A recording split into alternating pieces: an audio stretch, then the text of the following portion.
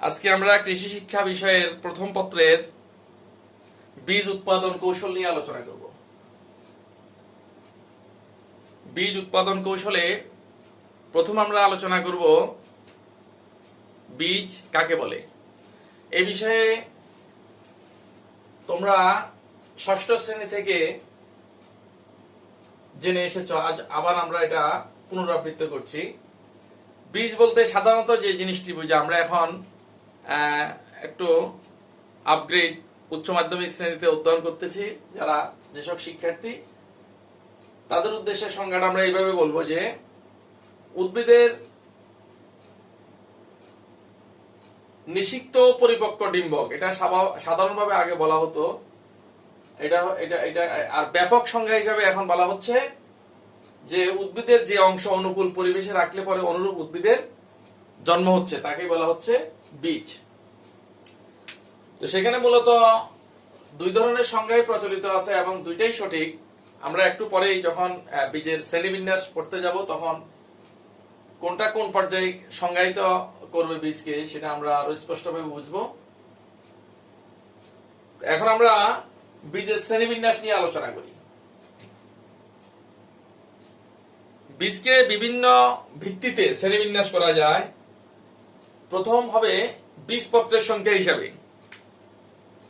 বীজপত্রের সংখ্যা হিসাবে অর্থাৎ একটা বীজ গজানোর পরে গজানোর সময় কয়টা বীজপত্র নিয়ে, কয়টা পাতা নিয়ে উঠে, এই হিসাবে তিন ভাগে ভাগ করা যায়। প্রথম হলো এক বীজপত্রী, এক বীজপত্রী উদ্ভিদ, একটা হলো দ্বিবীজপত্রী, আর একটা হলো বহুবীজপত্রী। একবীজপত্রী হলো যে সকল উদ্ভিদের বীজ গজানোর সময় একটি বীজপত্র নিয়ে উঠে, এটার উদাহরণ হবে ধান, গম ইত্যাদি। দ্বিবীজপত্রী উদ্ভিদ হলো বা দ্বিবীজপত্রী বীজ হলো যে সকল বীজ গজানোর সময় দুইটি বীজপত্র নিয়ে উঠে, যেমন আমাদের আশপাশে যেগুলো দেখি আমরা, সিম, ছোলা, মটর, লাউ, কুমড়া, এগুলা দুইটা বীজপত্র নিয়ে ওঠে। আর বহু বীজপত্রীও আছে কিছু যেগুলা দুই এর অধিক বীজপত্র সহ গজায়। পাইন একটা গাছ আছে যেগুলা গজানোর সময় অনেকগুলা পাতা নিয়ে উঠে। এ হলো আমাদের বীজপত্র ভিত্তিক শ্রেণীবিন্যাস। এখন আমরা পড়ব বীজের বহিরাবরণের উপস্থিতি ভিত্তিতে শ্রেণীবিন্যাস।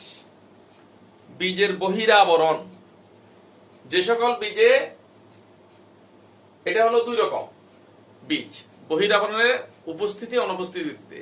যে সকল বীজের বহিরাবরণ থাকে তাদেরকে বলা আবৃত বীজি। যেমন আমরা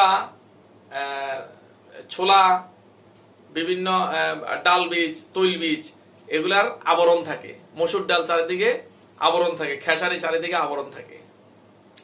আর যে সকল বীজের বাইরে আবরণ থাকে না, এরকম বীজ হলো নগ্ন বীজ। যেমন ভুট্টা, গম, জব, এগুলো বাইরে আবরণ থাকে না, এগুলাকে বলা হচ্ছে নগ্ন বীজ। আরেকটা ভিত্তি হলো আমরা বলবো ভ্রূণের সংখ্যা ভিত্তিক। ভ্রূণ হলো বীজের মধ্যে মূল যে জিনিসটা থাকে, এটা হলো ভ্রূণ। যে আমরা প্রথমে সংজ্ঞাগত যে জিনিস বলেছি, আদিকাল থেকে যেটা যে সংজ্ঞা প্রচলিত হয়ে আসছে, নিষিক্ত পরিপক্ক ডিম্বক, আসলে ওইটার মধ্যে ভ্রূণ থাকে। ডিম্বকটা যখন নিষিক্ত হয়, পরাগরেণু লাগে স্ত্রী অংশের উপর, গর্ভাশয়ের উপর, ওখানে ভ্রূণ সৃষ্টি হয়। আর এই ভ্রূণ কোন কোন বীজে একটা ভ্রূণ থাকে, বেশিরভাগ বীজে একটা থাকে, কিছু কিছু থাকে বহু ভ্রূণী, একাধিক ভ্রূণ থাকে। এটা কিভাবে হয়? একটা বীজ লাগাইলে পরে যদি একটা গাছই হয়, ওখান থেকে একক ভ্রূণী। যেমন ধান, গম, ভুট্টা, এগুলা একক ভ্রূণী। আর কিছু কিছু বীজ আছে যেগুলা লাগানোর পরে একাধিক গাছ তৈরি হতে পারে, সেগুলো হচ্ছে বহুভ্রূণী। যে এরকম উদাহরণ হলো নারিকেল, তাল, জলপাই, এগুলাতে একাধিক গাছ সৃষ্টি হইতে পারে। ভ্রূণ এটা বিভক্ত, একাধিক ভ্রূণ থাকলে বহুভ্রূণী। আর ব্যবহার ভিত্তিক একটা শ্রেণীবিন্যাস আছে, যে আমরা বীজ হিসাবে কোন জিনিসটা ব্যবহার করতেছি। এটা কিন্তু প্রথম সংজ্ঞাতে আমরা যে দুই রকম বলেছি, একটু তখনও বলেছি যে আমরা শ্রেণীবিন্যাসে আসলে এটা পরিষ্কার হয়ে যাব। তো সেক্ষেত্রে আমরা যদি নিষিক্ত পরিপক্ক ডিম্বক ব্যবহার করি, তাহলে এটাকে আমরা উদ্ভিদতাত্ত্বিক বীজ বলতেছি। এরকমই বেশিরভাগ, যেমন তেল বীজ, ডাল বীজ, ধান, গম, এগুলো হচ্ছে সবগুলাই উদ্ভিদতাত্ত্বিক বীজ, নিষিক্ত পরিপক্ক ডিম্বক দিয়ে যেগুলোর বংশ বিস্তার চলে।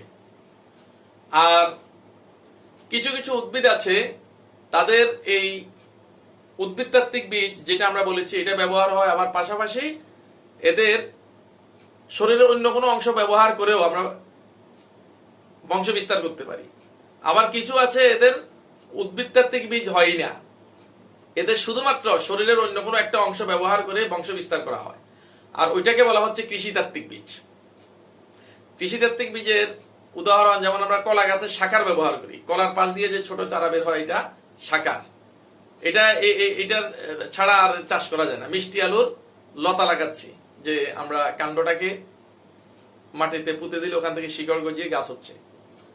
তারপরে গোলালু, ইদানিং এদের ব্যবহার হচ্ছে উদ্ভিদতাত্ত্বিক বীজ, কিন্তু কৃষিতাত্ত্বিক এদের দেহটাকে কেটে চোখ হিসেবে লাগানো বা আখের কাণ্ড লাগানো হচ্ছে। আবার লিচু গাছ, এটার উদ্ভিদতাত্ত্বিক বীজও আছে, আবার এটার কৃষিতাত্ত্বিক বীজ, এটাকে গুটি কলম করে সেখান থেকে আমরা চারা ব্যবহার করতে পারতেছি। আম গাছে আমের প্রকৃত বীজ, যেটাকে বলা হয় উদ্ভিদতাত্ত্বিক বীজও আছে, আবার এটা আমরা গ্রাফটিং করে কৃষিতাত্ত্বিক বীজও ব্যবহার করতে পারতেছি। তাহলে এখান থেকে ব্যবহার ভিত্তি দুই রকম, একটা হলো উদ্ভিদতাত্ত্বিক বীজ আর একটা হলো কৃষিতাত্ত্বিক বীজ। আর নিষিক্ততার ভিত্তিতে বীজ দুই রকম, একটা হলো নিষিক্ত বীজ আর একটা হলো অনিষিক্ত বীজ। যেখানে গর্ভাশয়টা পুংরেণু দ্বারা নিষিক্ত হয়ে বীজ তৈরি হচ্ছে, এটাই বেশিরভাগ হয়। আম, জাম, কাঁঠাল, এগুলা সবগুলোই কি নিষিক্ত বীজ। আর নিষেক্রিয়া ছাড়া, পুংরেণুর স্পর্শ ছাড়া নিজে নিজে বৃদ্ধিপ্রাপ্ত হয়ে যে বীজ তৈরি হচ্ছে, সেটাকে বলা হচ্ছে অনিষিক্ত। যেমন কলা, ওই বীজ থেকে কিন্তু চারা হচ্ছে না, ওইটা তার কৃষিতাত্ত্বিক বীজ যে শাখার দিয়ে বংশ বিস্তার করতেছে। আর একটা শ্রেণীবিন্যাস আমরা বীজের উৎপাদন কৌশল বা বিজ্ঞান আকারে, যে বিজ্ঞানীদের প্রচেষ্টা নতুন নতুন জাত তৈরি হচ্ছে, ওখান থেকে আমরা তিন ধরনের মানে একটা শ্রেণীবিন্যাস পাচ্ছি। সেটা বিজ্ঞানীদের উদ্ভাবনের ভিত্তিতে, যে স্টেপ, কোন স্টেপে পরে কোন স্টেপ হচ্ছে, সেই ভিত্তিতে বীজ তিন রকম। একটা হলো মৌল বীজ, আর বা প্রজনন বীজও বলা হচ্ছে এটাকে, মৌল বীজ অথবা প্রজনন বীজ। আর এইখান থেকে আরো বৃদ্ধি করে বলা হচ্ছে ভিত্তি বীজ, এরপরে হলো প্রত্যায়িত বীজ। তো মৌল বীজটা হলো বিজ্ঞানীদের সরাসরি অংশগ্রহণের মাধ্যমে দীর্ঘদিনের প্রচেষ্টায়, যে এটা জেনেটিক্যাল বিষয়, জিন বিষয়ক, যে ফসলের বিভিন্ন চরিত্র চারিদিক থেকে নিয়ে যে উন্নত একটা জাত তৈরির জন্য অনেকদিন প্রচেষ্টা করা হয়। করার পর অল্প কিছু বীজ এরকম মাঠ পর্যায়ে তারা টেস্ট করে দেখে যে এটা আমাদের মাটি আবহাওয়ার সাথে সুইট বা খাপ খায় কিনা, এখান থেকে উৎপাদন ভালো হচ্ছে কিনা, আগের জাতগুলা থেকে কোনো না কোনো ভাবে এটা ভালো হইতে হবে, হয় উৎপাদন বেশি হবে, নাহলে পোকার একটা আক্রমণ থাকবে না, অথবা বর্তমানে যে ব্লাস্ট রোগ হচ্ছে এটা প্রতিরোধী ধানের জাত হচ্ছে। এরকম বিভিন্ন ফসলের এরকম বিজ্ঞানীদের সরাসরি তত্ত্বাবধানে যে বীজ প্রথম তৈরি হচ্ছে, এটাকে মৌল বীজ বলা হচ্ছে, অথবা প্রজননবিদরা সরাসরি অংশগ্রহণ করে এই বীজটা তৈরি করতেছে।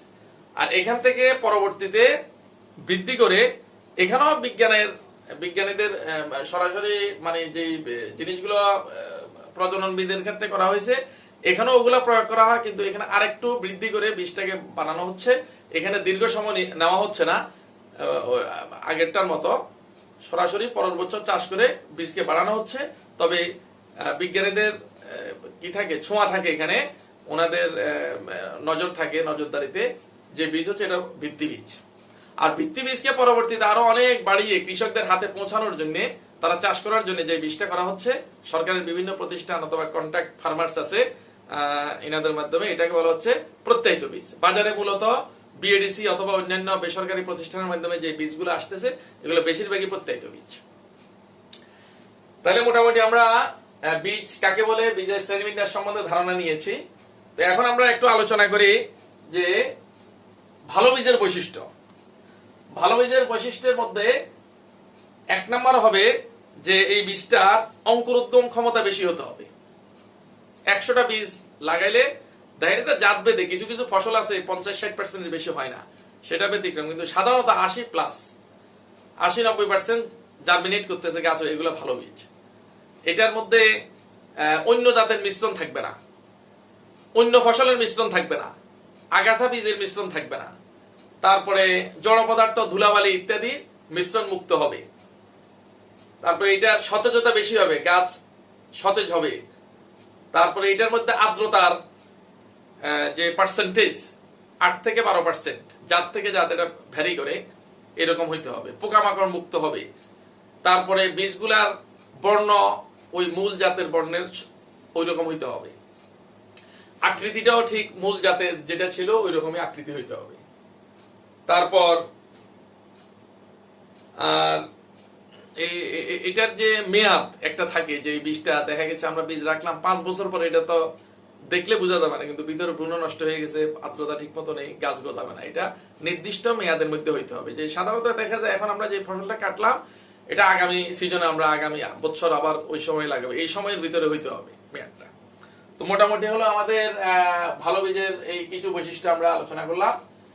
এখন বীজ উৎপাদন কৌশলে এই জিনিসগুলো তো আসলোই, আমরা অন্যান্য মানে ফসলকে চাষ করে এটা ব্যবহার করার জন্য চাষ যেভাবে করব, বীজের জন্য এভাবে করব, একই প্রসিডিউর, কিন্তু এখানে খুব কড়া নজরদারি রাখতে হবে।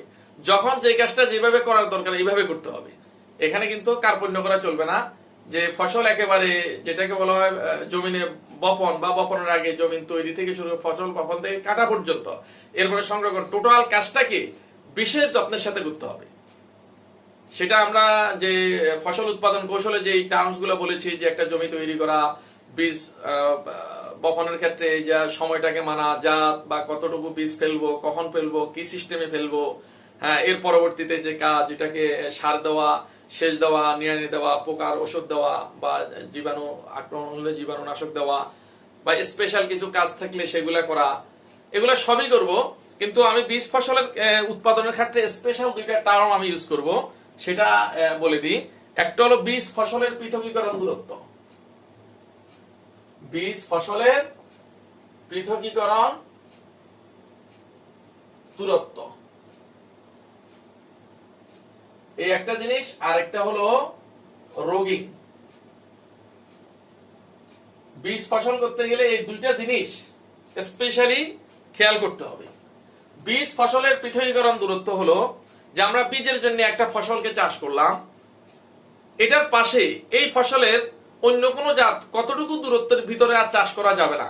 এই যে দূরত্বটা আইসোলেশন ডিস্টেন্স বলে, আমরা অসুস্থ রোগীকে যেমন একটা আইসোলেট রুমে রাখি, তার কাছে মানুষকে ভিড়তে দিই না, ঠিক এইভাবে একটা বীজ বিশুদ্ধ জাত পাওয়ার জন্য, যে এটার পাশে যেমন ধান করতেছি আমরা একটা জমিনে বীজের জন্য, যে এটার পাশে কতটুকু দূরত্বের মধ্যে আর ধান করা যাবে না, অন্য ফসল করা যাবে, অন্য ফসলের সাথে এটার কোনো ক্রস হবে না। কিন্তু ধান আমি হয়তো বৃদান 29 করতেছি বীজের জন্য, এটার পাশে ধানের কোনো জাতি আর করা যাবে না, 28, 29 বা হাইব্রিড কোনো জাত করা যাবে, কারণ এটা পরাগায়িত করে, অন্য ফসল থেকে এসে পুংরেণু এসে এখানে মিশ্রণ সৃষ্টি করতে পারে। তো ঠিক এরকম প্রত্যেকটা ফসলের যেগুলোর পুংরেণু যত পাতলা হবে, এটার জন্য পৃথকীকরণ দূরত্ব তত বেশি হবে। আমরা ধান গমের জন্য সাধারণত 3 মিটার দূরত্ব বলি, এরপরে ধান লাগিয়ে দেওয়া যাবে। কিন্তু পেঁপের ক্ষেত্রে দেখা যায় এটা 2000 মিটার, 2 কিলোমিটারের মধ্যে এরকম এটা যায় কন্টামিনেশন করতে পারে, মিশ্রণ করতে পারে, দূরত্ব বাড়াই দিতে হবে। পেঁয়াজের ক্ষেত্রে 300 মিটার বলি। বিভিন্ন ফসলের ক্ষেত্রে এই ডিস্টেন্সটা মানতে হবে। আর একটা হলো রোগিং। রোগিংটা হলো বীজের মধ্যে যে অনাকাঙ্ক্ষিত জাত যাতে না থাকে বাছাই করে ফেলা। এটা অতি প্রাচীন কাল থেকে আমরা ছোটবেলায় দেখেছি আমাদের মা, তখন তো বাজারে এরকম বীজ পাওয়া যেত না, প্রত্যেকে নিজের প্রয়োজন অনুযায়ী নিজের জমিনের সঙ্গে এক কোনায় যেখানে ফসলটা ভালো, এটার মূলনীতি আগের থেকে চলে আসছে যে বীজের জন্য কিভাবে রাখা হবে। যে ফসলটা অংশটা ভালো রাখতেছে ওখান থেকে কিছু বীজ, জমির কিছু অংশ বীজের জন্য সংরক্ষণ করা হয়, ওখান থেকে এরকম অন্য জাতগুলাকে, ভিন্ন কালারের ভিন্ন উচ্চতার গুলাকে তুলে ফেলা হয়। তুলে তুলে তুলে একেবারে একই রকমের ফসলের কিছু এরকম ভালো মতো উপযুক্ত পরিপক্কতা নিয়ে এসে কেটে ভালো মতো শুকিয়ে রাখা হয়। এই যে বাছাই করা, এটাকে রোগিং বলে। এটা 3টে ধাপে করা হয়। একটা হলো ফুল আসার আগে, তখন ডিসিমিলার যে গাছগুলো আছে তুলে ফেলা হয়।